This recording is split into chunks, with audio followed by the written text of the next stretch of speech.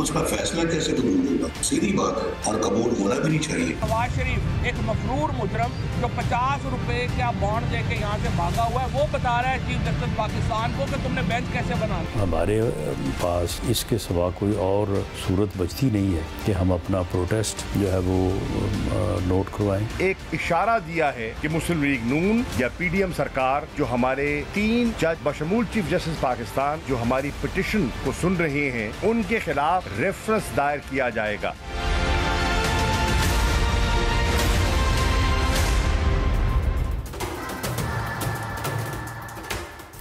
Welcome to Newsline. मैं हूं doctor Maria Zulfiqar Khan. Viewers, मुल्क की सियासी और अदालती तारीख में कल का दिन इंतहाई अहम है क्योंकि पंजाब और केपी के इंतखाबात आखिर केस पर कल सुप्रीम कोर्ट का 3 रुकनी बेंच जो है वो समाअत करेगा।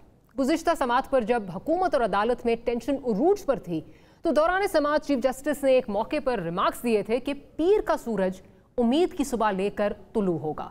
लेकिन वीकेंड पर जो सूरत हाल बनी है उससे यही नजर आ रहा है कि कल से आगे आईनी बहरान शदीद हो जाएगा।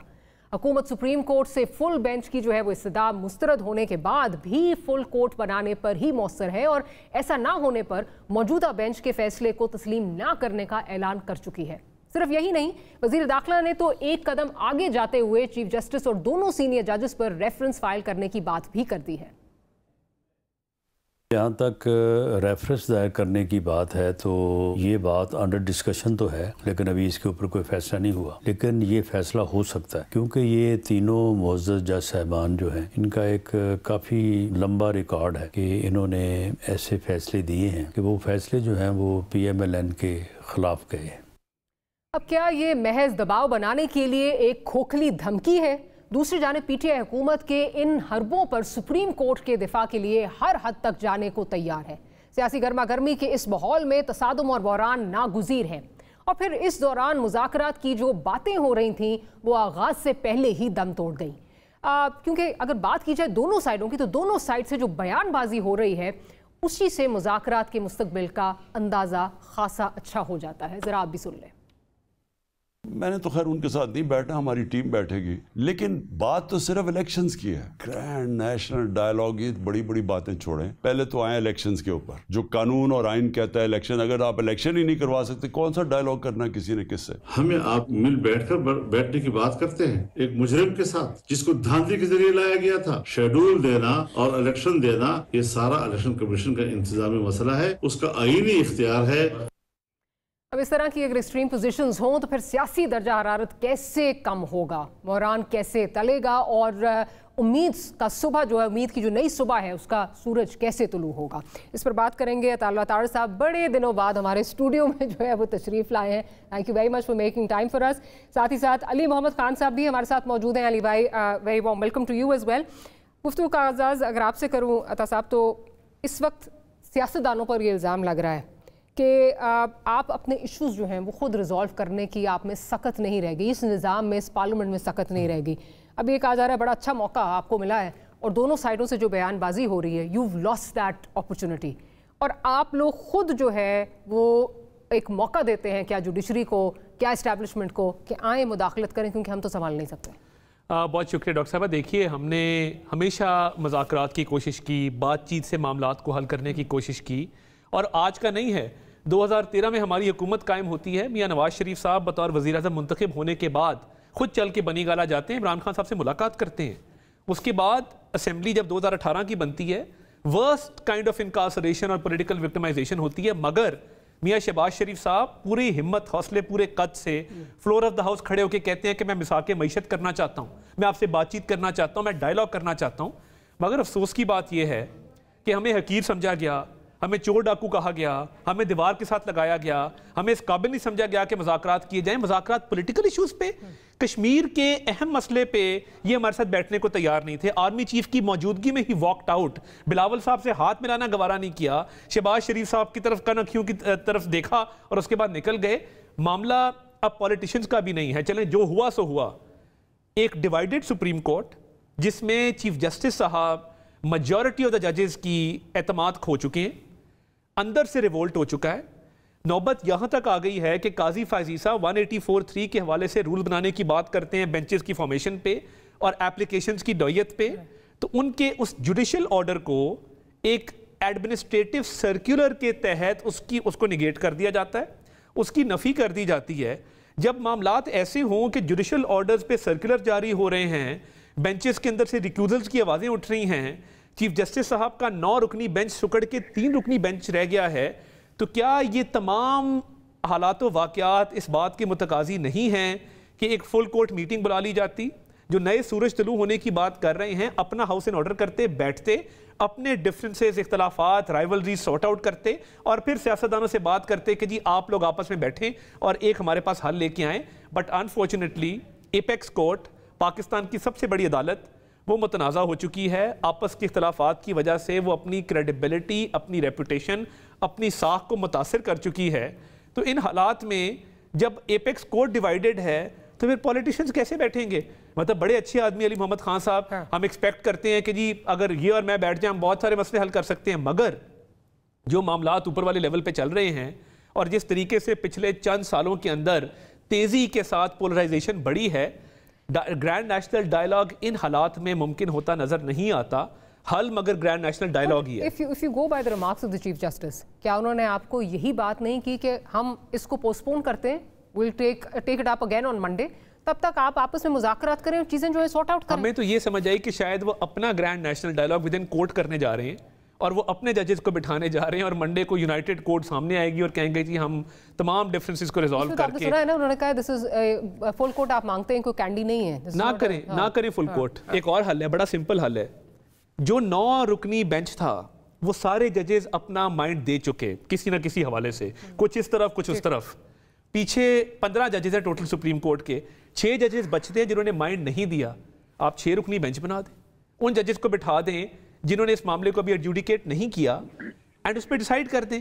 इलेक्शन तो इस साल होने हैं। ना हो, आप कह रहे हैं सीजे भी ना हो। देखिए सीजे अब इतने बायस्ड और इतने वो कंट्रोवर्शियल हो चुके हैं कि अब उनकी अपनी क्रेडिबिलिटी बहुत सफर की है। मैं बड़े दुखी दिल से ये बात कर रहा हूँ, being a lawyer, being somebody जिसकी फैमिली जुडिशरी में रही है, मैं बड़े दुखी दिल से ये बात करता हूँ कि उनकी क्रेडिबिलिटी आहिस्ता आहिस्ता इरोड की है। उनकी रिस्पॉन्सिबिलिटी ज्यादा थी, जिम्मेदारी ज्यादा थी कि बतौर एक सीनियर के वो सबको बिठाते और कहते कि हमें वे फॉरवर्ड चॉकआउट करना है। बट जब आपके अंदर के मामलात, अपना हाउस इन ऑर्डर नहीं है, तो फिर आप दूसरों को कैसे मुज़ाकरात की तलकीन करेंगे? वो कहते हैं ना कि प्रैक्टिस व्हाट यू प्रीच, तो बड़ा मुश्किल हो जाएगा। अली भाई ये बताइए कि अगर पीडीएम पर ये इल्ज़ाम लगता है कि वो चीज़ें रिजॉल्व नहीं कर पाए, तो आपकी party can not be exonerated of that allegation either, because आपके पास भी एक अच्छा मौका था। जिस किस्म की खान साहब की बातें आ रही, नहीं मैं तो नहीं करूँगा, सेकंड टियर जो है वो करेगी, पार्टी के लोग करेंगे, उसके बाद ग्रैंड नेशनल डायलॉग को ज़रूरत नहीं है। सो जिस नहज पे चीज़ें चली गई हैं, क्या आप समझते हैं इस डायलॉग के बगैर और आपस में बैठने के बगैर, और ये ना हो कि जी इदारे बिठा रहे हो आपको, खा वो जुडिशरी हो, खा वो कोई और इदारा हो, आपको बिठा रहे हो, आपको अपने मामला खुद तय करने चाहिए? That's the only way forward. जी बिल्कुल। बिस्मिल्लाह रहमान रहीम, अल्लाहुम्मा सल्लि व सल्लिम मुबारक अला सय्यिदिना मोहम्मद व अला आलि मोहम्मद।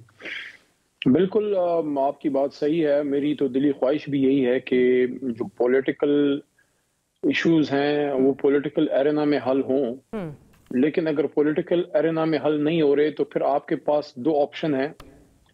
माजी में एक ऑप्शन हमेशा यूज हुआ या किया गया, एस्टैब्लिशमेंट वाला। मेरे ख्याल में अब माहौल उस तरह से नहीं है। हमारी फौज है और हमारा मुल्क के लिए फौज की उतनी ही अहमियत है जितना बदन के लिए रूह की है। जितना वो सियासत से दूर रहें उसी में मुल्क की और फौज की बेहतरी है। जितना वो सियासत से दूर होंगे तो अवाम के करीब होंगे। तो फिर रह जाता है आपका कोर्ट। दोबारा मैं कह रहा हूं कि बेहतर ये है कि जिस तरह कोर्ट ने कल कहा भी परसों, और अता तारड़ साहब भी उधर मौजूद थे, कि दोनों पार्टियां बैठें, उसका कोई आप हल निकालें, अदरवाइज कोर्ट फिर फैसला करेगी आईन के मुताबिक। तो अगर फिर हम लोग नहीं बैठते तो फिर कोर्ट ने तो आईन के मुताबिक फैसला करना है। हालांकि बेहतर ये होता है कि पॉलिटिकल इश्यूज का हल वहां से हो। लेकिन इस पे मैं एक अर्ज और भी करूंगा कि ये सिर्फ एक पॉलिटिकल इशू नहीं है, बेसिकली ये कॉन्स्टिट्यूशनल इशू है, और कॉन्स्टिट्यूशनल इश्यूज को सॉर्ट आउट करने के लिए सबसे बड़ी अदालत हमारी सुप्रीम कोर्ट ही है। और मुझे बड़ा दुख हुआ कि इंसान समझता है कि वक्त गुजरने के साथ जब आपके बालों में सफेदी ज्यादा आती है तो अकल भी शायद ज्यादा आनी चाहिए। लेकिन बदकिस्मती से अता तारड़ साहब की जमात नहीं सीख सकी। 1997 ऐसे लगता है जैसे कल की बात है, और अब जो हो रहा है वो तो उस जमाने में आप कह सकते हैं कि ये लोग उतने तजर्बाकार नहीं थे, इतना मीडिया नहीं था, सोशल मीडिया नहीं था, हो गया इनसे, जज्बात में हो गया। मियां नवाज शरीफ साहब के दौर में उन्होंने हमला कर दिया सुप्रीम कोर्ट पे, लेकिन इतना कुछ होने के बाद, जुडिशल मूवमेंट चलने के बाद, बल्कि जुडिशरी को जो खड़ा किया, मजबूत किया, उसमें बुनियादी रोल जो है इमरान खान साहब का, मियां नवाज शरीफ साहब का, बेनजीर साहिबा और जुडिशल मूवमेंट का था। कि जब मियां साहब वहां से निकले तो फिर अपने हाथ से मजबूत किए हुए सुप्रीम कोर्ट पे जो पार्लियामेंट से जो इन्होंने अटैक किया है 4 रातें पहले, ये बड़ा अफसोस हुआ कि पूरा मुल्क इस वक्त तरावी में था और आपको रात के 10 बजे जुडिशल रिफॉर्म सूझ रहे थे, और फिर उसके अगले दिन जिस तरह से बिलावल साहब और वजीर आजम साहब ने जो चीफ जस्टिस ऑफिस पे अटैक किया है, ये कोई काम नहीं है। आपने जुडिशल रिफॉर्म्स करनी है करें, लेकिन जो आपने हर्जा सराई की है बहुत ही बैड टेस्ट में गया है। और एक और भी चीज है, छोटा भाई ये मेरा, ये इस वक्त हुकूमत में है, ताकतवर पोजीशंस पे बैठे हैं, इनके हवाले से एक बात आई, हो सकता है गलत हो, लेकिन मेरे कानों तक पहुंची, ये बात की गई कि जहां जो साबिक जस्टिस हुआ करते थे, जो चीफ जस्टिस है 1997 में, कि जहां वो होंगे वहां तारड़ होगा। अब ये एक इशारा दिया गया कि उसी तरह का फिर होगा। मैं नहीं समझता कि ये हुकूमत इस लेवल पे जाएगी, और ना तारड़ साहब उस लेवल पे इनको जाने की मैं समझता मशवरा देंगे, या उनके जो सीनियर लॉ मिनिस्टर हैं वो भी तारड़ साहब ही हैं कि वो ये मशवरा देंगे। मेरे ख्याल में sanity should prevail, let the constitution be issues be decided by the supreme court. और एक और भी चीज, सुप्रीम कोर्ट के अंदर चीफ जस्टिस साहब ने खुद इस बात का जिक्र किया कि जो बेंच है उनके आपस में ताल्लुकात बहुत ही बेहतरीन है, और आपस में उनके ठीक ठाक जो है वो सलाम दुआ है, ठीक ठाक उनकी गुफ्तगू चल रही है। हाँ, डिफरेंस ऑफ ओपिनियन हो सकता है, और उन्होंने ये कहा कि ये हमारे अंदर के इश्यूज हैं, खुदारा इसको आप इस पे सियासत ना करें, या इसको आप इस तरह पब्लिक उसमें लाने की कोशिश ना करें। मेरे ख्याल में मैं भी वकील हूं, ये भी वकील हैं, और मुल्क आगे जाना चाहिए। हुकूमतें, पार्टियां ये आती जाती रहती हैं, रियासती ओहदे जो है वो रहते हैं। देखें, आज हम अपोजिशन में हैं, तारड़ साहब की जमात ने मुश्किल वक्त से ये गुजरे हैं, इतना चीजों को आगे लेके ना जाएं, और इतना आप सुप्रीम कोर्ट और अदलिया पे इतना अटैक ना करें कि कल आप अपोजिशन में हो, आप फिर किधर जाएंगे। देखिए, यही सुप्रीम कोर्ट है, यही चीफ जस्टिस है। जब उन्होंने सो मोटो लिया, हमारे खिलाफ फैसला आया, आप बड़ी तारीफ कर रहे थे। अब वही चीफ जस्टिस साहब ने सो मोटो लिया है और हमारे हक में फैसला नहीं दिया। अगर फैसला आएगा वो आईन के हक में होगा कि इलेक्शन करें, और इलेक्शन में जाना कब से किसी सियासी जमात के खिलाफ हो गया। तो मेरे ख्याल में इतना मामला को खराब ना करें। मैं हुकूमत को कह रहा हूं कि कल को आप अगर अपोजिशन में हो और सुप्रीम कोर्ट और अदलिया सब निजाम दरहम बरहम आप कर दें, आप फिर किधर जाएंगे, और अवाम किधर जाएगी, और हम किधर जाएंगे। बट अली भाई, I am sorry disagree, but just the fact कि चीफ जस्टिस ऑफ पाकिस्तान को ये जस्टिफिकेशन भी देनी पड़ी, या कि ये एक्सप्लेनेशन देनी पड़ी, दैट स्पीक्स वॉल्यूम्स। कभी इस तरह नहीं हुआ कि ओपन कोर्ट में आपस में जो है दो जस्टिस का जो है वो मुकालमा हो जाए, चीफ जस्टिस को इंटरवीन करना पड़े कि काइंड ऑफ सेइंग कि ये हमारे घर का मसला है, let's not wash our dirty linen in public. So आगे इस पे चलती हूँ। दोनों साइडों के आर्ग्यूमेंट्स पब्लिक भी सुन रही है, आपकी लीडरान के भी जो तासुरात हैं वो भी सामने आ रहे हैं। तो उससे तो नजर आ रहा है कि आप लोग अपने मामला तो ऑब्वियसली खुद नहीं रिजॉल्व करेंगे। कमिंग टू यू, कल का जो फैसला आना है आइन के मुताबिक आना है, और आइन 90 डेज में इलेक्शंस की बात करता है। So we can see the writing on the wall कि क्या आता है। आप ऑलरेडी कह चुके हैं जी हम एक्सेप्ट नहीं करेंगे। सो फिर क्या होगा? फिर क्या मतलब कंटेंट की तरफ जाएंगे? आर यू लुकिंग फॉर के प्राइम मिनिस्टर साहब को रिमूव किया जाए ताकि हमें वो एक ब्रीदिंग स्पेस मिल जाए, ताकि हम सियासी शहीद बन जाए? What's going on? डॉक्टर साहब, ये भी बड़ी एक लंबी कहानी है कि ये नौबत क्यों आई कि पंजाब असेंबली टूटी। ये नौबत इस तरह आई कि 63A को इन्हीं चीफ जस्टिस साहब की निगरानी में रीराइट किया गया। यानी आइन के अंदर एक शिक दर्ज है कि कोई भी पार्लियामान का मेंबर किसी और पार्टी के लिए वोट करता है या डिफेक्ट करता है, वो डी सीट होगा। ये नहीं लिखा हुआ कि उसका वोट गिनती में शुमार नहीं होगा। आइन की मौकरी बनाई गई, आइन को रीराइट किया गया और कहा गया कि आपने वोट तो दूसरी तरफ दे दिया है, मगर आपका वोट गिनती में शुमार भी नहीं होगा और आप डी सीट भी होंगे। यानी एक गुनाह की डबल सजा दी गई, और उस गुनाह का जो आफ्टर इफेक्ट था वो आने भी नहीं दिया गया, नंबर 1। नंबर 2, उसके बाद आइन में ये भी दर्ज है, आइन के अंदर क्लियरली लिखा है कि वोट पार्लियामानी पार्टी का कोई भी मेंबर पार्टी हेड के कहने पर करेगा। अब पार्टी हेड के बारे में चीफ साहब फरमाते हैं, चीफ जस्टिस साहब, कि वो डिक्टेटर होता है, वो अपनी टर्म्स डिक्टेट करता है, वो ऑल पावरफुल है। हम उससे ये राइट दे रहे हैं पार्लियामानी पार्टी के हेड को, और आइन से पार्टी हेड के अल्फाज को हज़फ कर रहे हैं। 2 दफा आइन रीराइट करके इमरान खान साहब की पंजाब में हुकूमत कायम की गई और हमारी हुकूमत का खात्मा किया गया। अब ये गिला हम किससे करें, क्या ये ठीक था? उसके बाद नौबत आई ना कि ये असेंबलियां टूटी। अब हम तो ये कह रहे हैं कि आपने चले 2 दफा आइन रीराइट करके हमारी हुकूमत का खात्मा कर दिया। आर्टिकल 224 का क्या करेंगे जो ये कहता है कि पूरे मुल्क में केयर टेकर गवर्नमेंट्स होंगी, उनके तहत इलेक्शन होंगे। किसी और मुल्क से कंपैरिजन नहीं बनता क्योंकि पंजाब इज 55% ऑफ पाकिस्तान। हम फेडरल गवर्नमेंट में हैं, हमारे फेडरल गवर्नमेंट में होते हुए क्या शफाफ इंतखाबात पंजाब में आप तवक्को रख सकते हैं? When we have authority. बात यह है कि इसकी गारंटी नहीं दी जा सकती। जिसकी भी गवर्नमेंट पंजाब में आती है वो नेशनल असेंबली के इलेक्शन पर असरअंदाज होगा और एक सर्टेन इन्फ्लुएंस एक्सरसाइज करेगा, एक पावर एक्सरसाइज करेगा, और हर 5 साल बाद ये साइकिल रिपीट होगा। आप छोड़ दें कि IMF के क्या मामलात हैं या सिक्योरिटी के क्या मामलात हैं। आर्टिकल 224 की तशरीह, आर्टिकल 63A की तशरीह, ये दोनों आईनी शिकों को वायलेट करके 90 डेज वाली शर्त आयद करना चाहते हैं। अक्टूबर में आए, इलेक्शन करा लें, हम तो तैयार हैं। I'll have to interject there, लेकिन मुझे आपका इस पे पॉइंट ऑफ व्यू चाहिए। ब्रेक का मुझे कहा जा रहा है, ब्रेक से वापस आते हैं तो इसी पॉइंट को आगे लेके चलेंगे। Will be right back.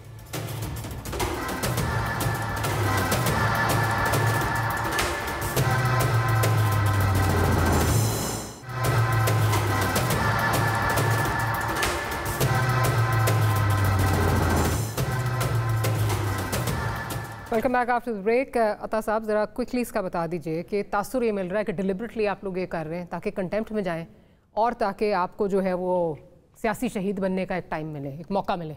देखिए, कंटेम्प्ट हमने भुगती है माजी में भी। तलाल चौधरी साहब, दानियाल अजीज़ साहब, इन सारों को पिछले इलेक्शन से साकिब निसार साहब ने आउट किया। हम बिल्कुल कंटेम्प्ट ना इन्वाइट करना चाहते हैं, ना हम चाहते हैं कि कोर्ट की तकरीम में इज़्ज़त में कोई कमी आए। पॉइंट ये है कि it's time to call a spade. अगर ये मामलात इस नहज पे पहुंच गए हैं कि कोर्ट के अंदर रिवोल्ट है तो फिर हम इस पे बात करेंगे। पब्लिकली जजेस जो हैं वो आपस में इख्तलाफात कर रहे हैं, सर्कुलर जारी हो रहे हैं, जजमेंट्स आ रही हैं, ऑर्डर्स आ रहे हैं, माजरत की जा रही है, इस पे तो हम बात करेंगे। मगर हम ये चाहते हैं कि आइन में जिन शिकों की तशरीह गलत करके आइन को रीराइट किया गया उसको दुरुस्तगी हो, मामलात को सीधा करें। इस मुल्क में मजीद एनार्की हम मुतहम्मिल नहीं हो सकते। डायलॉग भी करना है तो उस दिन आपने फ्राइडे को आपको याद आया कि आप डायलॉग करके मंडे को आ जाएं। कोई बताते कि जी आपकी ये TORs हैं, ये टर्म्स एंड कंडीशंस हैं, आप अपनी लीडरशिप के पास जाएं, आप हमें बताएं वापसी आके। हाफ हार्टेड और एक फसाड के तौर पे आपने एक अटैम्प्ट किया तो उसमें सीरियसनेस नज़र ही नहीं आती। बिकॉज यूर अंडर प्रेशर कि आपके इंटरनल डिफरेंसेस की वजह से आप कंपेल हुए ये बात करने पे, तो हमें आप संजीदगी से कहते हैं मगर उसमें संजीदगी नज़र नहीं आती अनफॉर्चुनेटली। और कोई भी ये नहीं चाहता कि कोर्ट की इज्जत तकरीब में कमी आए। ये कोर्ट की रिस्पॉन्सिबिलिटी है कि वो अपनी इज्जत बहाल करने के लिए इंटरनली क्या स्टेप्स लेते हैं। अब तक फ्राइडे से लेके संडे नाइट तक हम अभी बैठे हैं, इनको फुल कोर्ट मीटिंग कर लेनी चाहिए थी। उसकी तस्वीरें जारी होती, एलामिया जारी होता कि तमाम 15 जजेस इकट्ठे बैठे हैं, उन्होंने इकट्ठे चाय पी है, मामलात पर गुफ्तगू की है और वे फॉरवर्ड चॉकआउट किया और कहा है कि सुप्रीम कोर्ट में कोई डिफरेंस नहीं है। अनफॉर्चुनेटली मेरी इतला ये है कि पिछले 2 दिनों में वो क्राइसिस डीपन हुआ है, डिफरेंसेस बड़े हैं और कोर्ट के मामलात खासे पेचीदा और एग्रीवेटेड हैं और वो हल की तरफ कोई अनकरीब जाते हुए नजर नहीं आते। So, Ali Mohammad Khan, at the expense of repetition, Ali भाई, the writing is on the wall. Court ने कॉन्स्टिट्यूशन फॉलो करना है, ये कह रहे हैं हम कोर्ट को मानते नहीं हैं, वो तसादुम तो जो है वो नज़र आ रहा है। अब आपने कल एक ऐलान किया हुआ है, मुल्कगीर तो नहीं, आपने एहतजाज का जो है वो ऐलान किया है, यकजहती में आपने कहा है कि हम निकलेंगे। तो क्या इसके अलावा क्या मतलब आप क्या करेंगे आगे जाके, क्या करना चाहते हैं फिर? देखिए, यहाँ पे बात की गई 63(1)(a) को रीराइट करने की, वो तो बड़ा क्लियर लिखा हुआ है आपके सामने, ये मैं आपके पढ़ भी देता हूँ। यहाँ पे तराड़ साहब ने बात की कि उसको पता नहीं रीराइट तो नहीं किया गया। पार्लियामेंट्री पार्टी का जिक्र है 63(1)(a) के पार्ट ए में, और वही है कि resigns from a membership of his political party और जॉइंस अनदर पार्लियामेंट्री पार्टी और वोट्स और abstains from voting in the house contrary to any direction by the parliamentary party. Parliamentary party जो parliament के अंदर बैठती है, उसकी कोई डायरेक्शन है, उसके खिलाफ कोई जाता है तो जाहिर है पार्लियामेंट्री पार्टी को जो उधर हेड करता है वही उसकी डायरेक्शन वो जो है वो काउंट होगी। तो ये तो इंटरप्रिटेशन है कोर्ट्स और हाई कोर्ट्स और सुप्रीम कोर्ट्स की। आप इंटरप्रिटेशन से एग्री ना करें, हम भी बहुत से एग्री नहीं करते, लेकिन ये तो नहीं होता कि मैं मानता ही नहीं हूँ। बहुत हमारे खिलाफ 2 बड़े फैसले आए हैं पिछले तकरीबन 9-10 सालों में। एक हमारा धरने का 126 दिन का धरना दिया, उसके बाद हमारे खिलाफ फैसला आया जुडिशल कमीशन का। हम में से किसी ने ना किसी जज को थ्रेट किया, ना उसके बच्चों को थ्रेट किया, ना गाली दी, ना कोई गलत बात की। फैसला खिलाफ आ गया, सर झुका के हम घर चले गए। उसके बाद हम दोबारा मैदान में आए, फिर पनामा की कहानी शुरू हुई। और अब ये जो हुआ, और अब ये जो हुआ है, जजों की तस्वीरों को जूतियां मारी। देखें, ये जो फैसला आया है, ये जो हमारे खिलाफ फैसला आया है सुमोटो का, उस सुमोटो के नतीजे में एक इलेक्टेड गवर्नमेंट जो है वो खत्म हुई। रात के 12 बजे अदालतें भी खुली, सब कुछ हुआ, लेकिन किसी ने वो नहीं कहा जो यहाँ पे बातें हुई हैं पार्लियामेंट के फ्लोर पे भी और प्रेस कॉन्फ्रेंसेस में भी और सुप्रीम कोर्ट के आते में आके जिस तरह इंटीरियर मिनिस्टर ये लोग बातें हो गई ना जो है वो कर रहे हैं। देखें, जो सुप्रीम कोर्ट ने उस दिन बात की है, तारड़ साहब को तो मैंने देखा जुमे के दिन ये आए हुए थे, वहां मिले भी सुप्रीम कोर्ट के अंदर अभी अदालत शुरू होने से पहले। लेकिन ये तो तकरीबन पीर मंगल से ही ये कहानी शुरू है और मेरे सामने सुप्रीम कोर्ट ने तकरीबन मेरे ख्याल में चीफ जस्टिस साहब ने वेडनेसडे या ट्यूसडे को शायद ये बात की थी कि एक टेम्परेचर्स को आप कम करने के लिए आप यकीन दहानी कराएं कि अगर बात आगे जाती है तो क्या आप यकीन दहानी कराते हैं। On that very moment Ali Zafar साहब खड़े हुए। उस वक्त मेरे ख्याल तारड़ साहब नहीं थे, लेकिन उनके कुछ सीनियर और आए होंगे वहां, कुछ इनके मिनिस्टर्स भी थे। तो वहीं असद उमर साहब भी थे, जनरल सेक्रेटरी, उन्होंने भी वहीं जो है on the spur of the moment जो है वो यकीन दहानी कराई अली जफर साहब ने कि यस, अभी तक हुकूमत की तरफ से यकीन दहानी वो दिन आज का दिन नहीं आई। और उन्होंने ये देखें, ये सुप्रीम कोर्ट का काम नहीं है, ना वो पंचायत है ना वो जरगा है कि वो हमें बैठा के जरगे करें। उनका वो अपने ऊपर एक बर्डन ले रहे हैं, हमें एक अपॉर्चुनिटी दे रहे हैं। एक बार फिर बॉल जो है लेकिन हम सियासी बोने बने बैठे हैं। लेकिन आप दोनों लॉयर्स भी हैं। एक आपको बेंच पे अगर जो साइल है उसको एतराज़ हो जाए और बार बार, मतलब ये सिर्फ साइल की बात नहीं है, बार काउंसिल्स में से आवाज़ें निकल रही हैं, बाकी जो है लोग बातें कर रहे हैं, आम पब्लिक में ये परसेप्शन जा रहा है कि ये बेंच कंट्रोवर्शियल हो गया है। 9 से शुरू हुआ, 3 पे आ गया और आपकी पार्टी भी कह रही है जी फुल कोर्ट बना दें। तो क्यों कासर हैं चीफ जस्टिस साहब पर बनाने से? मतलब as a lawyer don't you think कि ये एक हक है, साइल का हक है? देखिए, मेरे ख्याल में तो हमें अपने चीफ जस्टिस पे और अपनी सुप्रीम कोर्ट पे फख्र होना चाहिए कि बावजूद इतने ऑन स्लॉट के, जिस तरह इनकी नायब सदर जलसों में जाके जजेस की पिक्चर्स उठा उठा के बातें कर रही हैं, उनके नाम लेके जिस तरह से उनके खिलाफ हर्जा सराई की जाती है, माजी में ऐसा कभी नहीं हुआ। इमरान खान साहब ने एक जज साहिबा का नाम लिया, कानूनी कार्रवाई की बात की, उस पर इनको कंटेम्प्ट नोटिस मिला, वो खुद जाके उन्होंने वहां अपनी माजरत भी पेश की और खुद जाके पेश हुए। और जिस तरह से ये लोग करें, आप मुझे बताएं क्या ये कंटेम्प्ट नहीं है जो हो रहा है? लेकिन मेरे ख्याल में हमारी आला जुडिशरी ने बड़ी एक्सट्रीम पेशेंस का और बहुत ज्यादा सब्र का मुजाहरा किया है।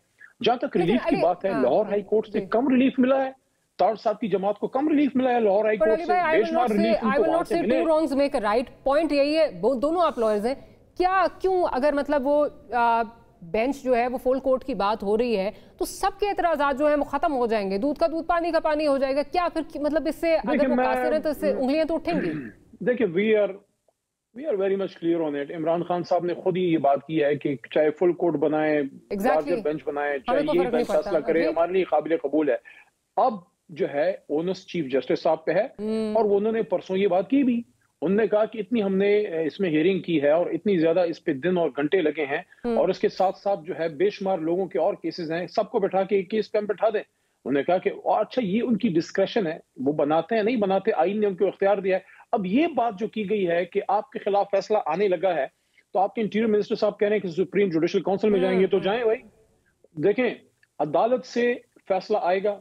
कल मोहतरम मौलाना साहब ने भी बात की है। इस पे भी क्विकली जरा बता दीजिए कि मैं अता साहब से भी पूछूंगी, सुप्रीम जुडिशल काउंसिल में अगर जाता भी है, वहां पे chief justice is heading it, chief justice के खिलाफ ही फैसला जाएगा। I don't understand how that will work. अगर आप इस पे बता दें, मैं अता साहब से भी देखें इस वक्त इनको समझ नहीं आ रही कि हम क्या करें। इनको जिस तरह एक शरारती बच्चे को जब उस्ताद के सामने पेश किया जाता है, वो हजार बहाने बनाता है, वो कहता है कुछ भी करो, मुझे उस्ताद के सामने लेके मत आओ। तो इसी तरह इस वक्त तारड़ साहब की जमात और उनके साथियों की जो है पोजीशन ये है, इनके साथ चाहे कुछ कर लें, उनके साथ कुछ भी कर लें, इनको अवाम की अदालत में लेके ना जाएं। तो चीफ जस्टिस साहब जो है वो कह रहे हैं भाई आईन कह रहा है 224 की बात अता साहब ने भी की है। 224 क्या कह रहा है? कह रहे हैं 90 दिनों में इलेक्शन करें, अगर असेंबली डिसॉल्व होती है तो करें इलेक्शन, क्यों डरते हैं भाई आवाम से? आप तो बड़े मकबूल है ना। ये एक पॉइंट है सुप्रीम जुडिशल काउंसिल वाला। ब्रेक लेनी है मुझे, ब्रेक के बाद अता साहब के पास लेकर जाऊंगी कि ये कैसे होगा। That and much more right after short.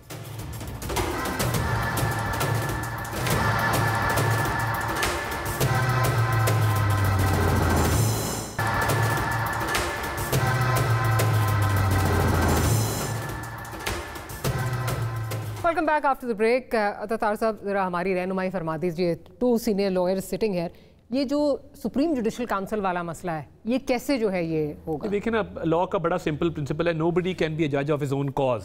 Okay, आपके खिलाफ कोई दरखास्त आए, आप उसको सुन नहीं सकते, आपसे कोई रिलेटेड मामला हो, आप उसमें बैठ नहीं सकते। तो फिर जब चीफ जस्टिस साहब के खिलाफ फ़र्ज़ किया अगर ऐसा कोई मामला आता है, तो फिर सीनियर प्यूनी जज जस्टिस काजी फाजीसा हैं जो उस मैटर को एडजुडिकेट करेंगे।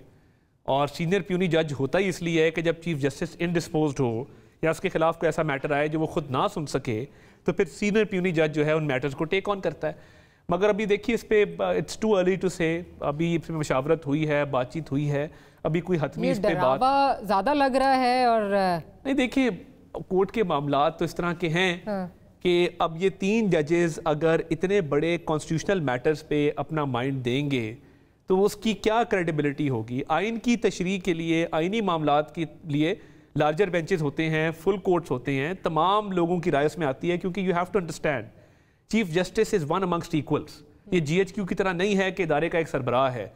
बीइंग सीनियर उनको चीफ जस्टिस बनाया जाता है, मगर बीइंग चीफ जस्टिस उनकी ये बिल्कुल अथॉरिटी नहीं है कि वो कोई एक सुपर ह्यूमन है या उनके पास कोई सुपर पावर्स। ये अब सिर्फ आपकी जो है ये स्ट्रैटेजी है एज एन PMLN या कोalition पार्टनर्स, PDM इसलिए नहीं कहूंगी क्योंकि पीपल्स पार्टी उसमें नहीं है, हुकूमती अलायंस हुकूमती अलायंस जो है, ये हुकूमती अलायंस की स्ट्रैटेजी है या PMLN की स्ट्रैटेजी? देखिए, हुकूमती अलायंस की जो मीटिंग हुई कल, उसमें तमाम तर चीज़ें तय हुई और उसमें ये बात हुई कि जी हुकूमती अलायंस को कोर्ट में ना सुना जा रहा है, ना उनको मौका दिया जा रहा है अपनी मारूजात पेश करने का, ना उनका पॉइंट ऑफ व्यू किसी खातिर में लाया जा रहा है। इतने इंपॉर्टेंट मैटर पे अगर हम इग्नोर करेंगे तो हमारे पास क्या ऑप्शन हैं?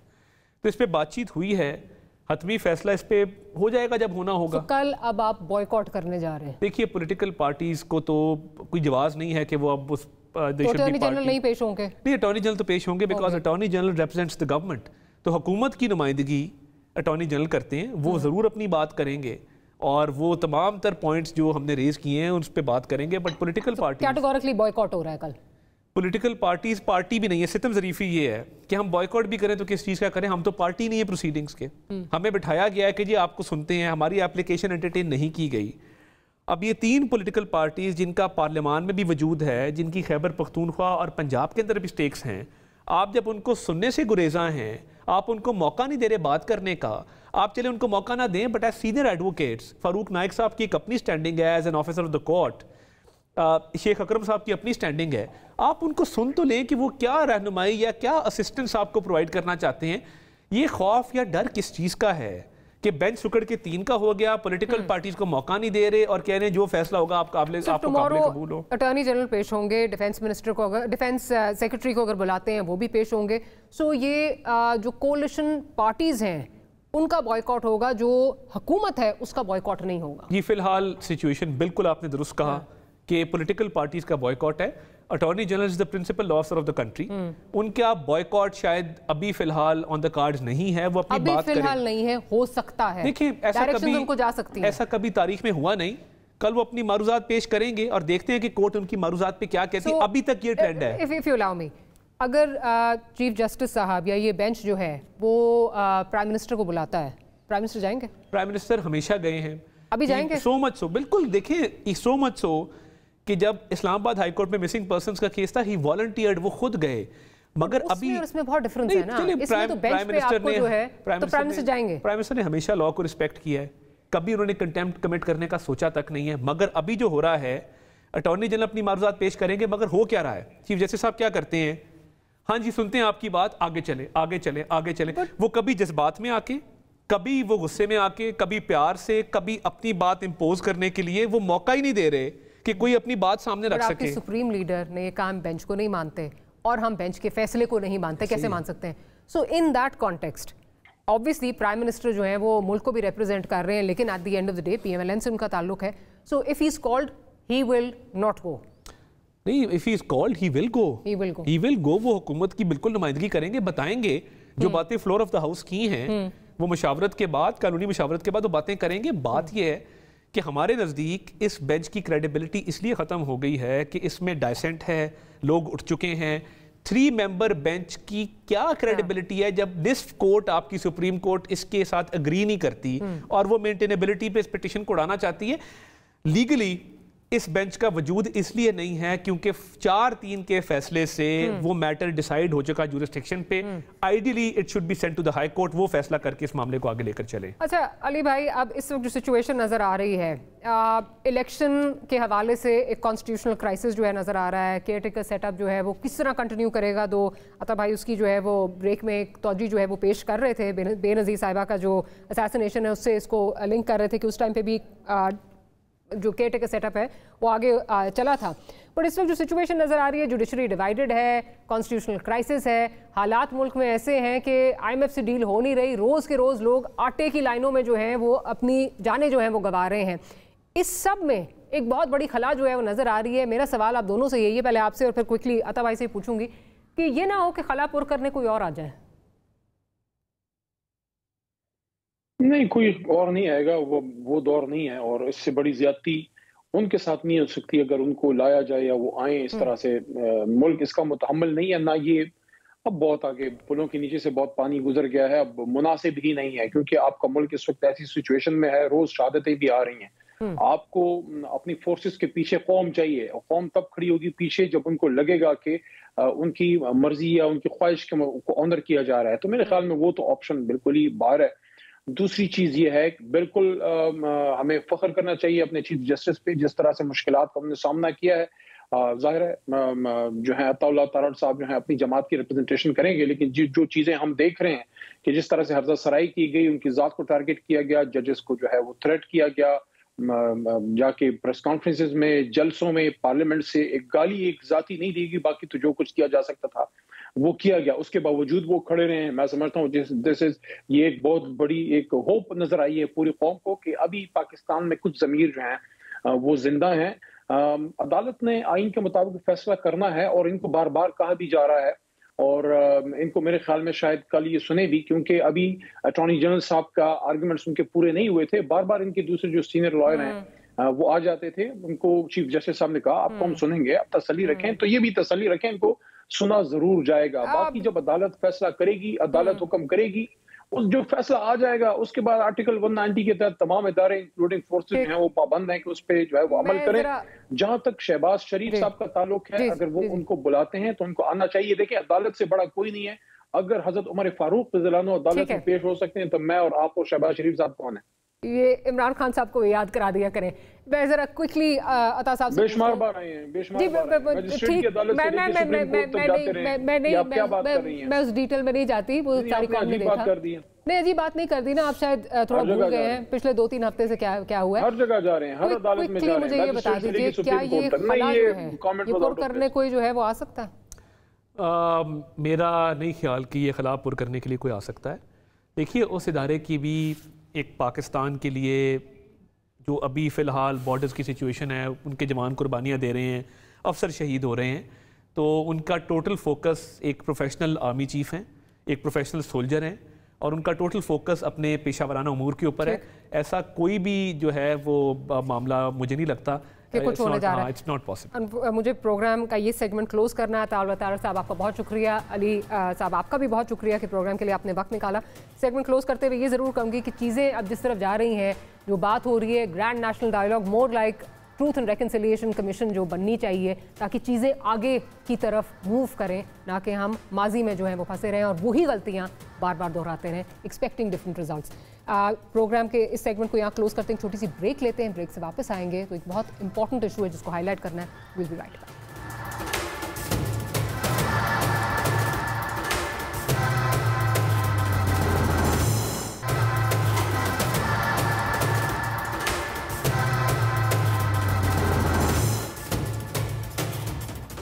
Welcome back after the break. Viewers, तारीखी तौर पर यह एक तस्लीम शुदा हकीकत है कि पाकिस्तान ने हमेशा अफगानिस्तान और इसके अवाम की मदद के लिए अपना मुस्बत किरदार अदा किया है, मगर अपने अंदरूनी मसाइल का शिकार अफगानिस्तान अपनी नाकामियों का जिम्मा पाकिस्तान पर ही डालता है। अफगानिस्तान से तकरीबन 13,000 अफराद रोजाना पाकिस्तान में दाखिल होते हैं। 5 बॉर्डर एंट्री पॉइंट्स पर पाकिस्तानी हुकाम 100 से जायद काउंटर्स पर अफगान शहरियों को पाकिस्तान दाखिल होने की इजाजत देते हैं। अफगान शहरियों का पाकिस्तान में जितना आसान दाखिला है वो खित्ते में किसी दूसरे अफगान हमसाए मुल्क में मुमकिन नहीं है। मगर फिर भी पाकिस्तान के खिलाफ भारतीय और अफगान मीडिया का मुसलसल प्रोपेगेंडा जारी है कि पाक अफगान बॉर्डर क्रॉसिंग पॉइंट्स पर अफगान शहरियों को मुश्किलात का सामना है। इस ज़मीन में कुछ फैक्ट्स रिकॉर्ड की दुरुस्तगी के लिए आपके सामने रखते हैं। चमन, तोरखम, खरलाची, गुलाम खान और अंगूर अड्डा समेत 5 मेन बॉर्डर क्रॉसिंग पॉइंट्स हैं जहां से रोजाना 13,000 और माहाना 3,85,000 अफगान शहरी अपने रोजगार, इलाज, तालीम, सेहत और कारोबार जैसे अमूर के लिए पाकिस्तान में दाखिल होते हैं। पाकिस्तानी हुकाम की जानिब से इंटीग्रेटेड बॉर्डर मैनेजमेंट निज़ाम के तहत एंट्री 1 डॉक्यूमेंट रजीम यानी वैलिड वीज़ा पासपोर्ट पर दी जाती है। तमाम अफगान मरीजों, औरतों, ताजरों और सहाफ़ियों को इंसानी बुनियादों पर नॉन वैलिड डॉक्यूमेंट यानी अफगान तस्कीरा पर भी एंट्री दी जाती है। चमन और तोरखम के मसरूफ तरीन क्रॉसिंग पॉइंट्स पर सबसे ज़्यादा 79 काउंटर्स कायम हैं जो अफगान शहरियों के लिए तेज़ और आसान एंट्री को मद्देनज़र रखते हुए कायम किए हुए हैं। अफगान ताजरों और दिहाड़ीदार मजदूरों, तालिबे इल्मों और आम अफगान शहरियों के लिए पाकिस्तानी हुकाम ने अपने महदूद वसाइल में रहते हुए भी बेहतरीन सहूलियात मुहैया कर रखी हैं। हालांकि खित्ते में दीगर किसी मुल्क ने ऐसी सहूलियात नहीं दी। अफगानिस्तान से हमारी सरजमीन पर मुसलसल शरपसंदों के हमले हो रहे हैं और इन खतरात के बावजूद इंसानी बुनियादों पर भी बहुत से अफगान शहरियों को जो तस्करा जैसे डॉक्यूमेंट्स हैं उन पर इलाज, तालीम और रोज़गार के लिए पाकिस्तानी हुकाम आने देते हैं। मगर इसके जवाब में अफगान माशरे में बैठे भारत नवाज लोग पाकिस्तान के खिलाफ नफरत अंगेज प्रोपेगेंडा करते हैं कि जैसे बॉर्डर क्रॉसिंग पॉइंट्स पर अफगानियों को ना जाने किन बुरे हालात से गुजरना पड़ता है। इन फैक्ट से रिकॉर्ड की दुरुस्तगी और प्रोपेगेंडा की नफी करते हुए अपने बॉर्डर हुकाम की कोशिशों को उजागर करना मकसूद है ताकि हकाइक मस्क ना हो। On that note, we'll end today's program. We'll see you next week. Good night and Allah Hafiz.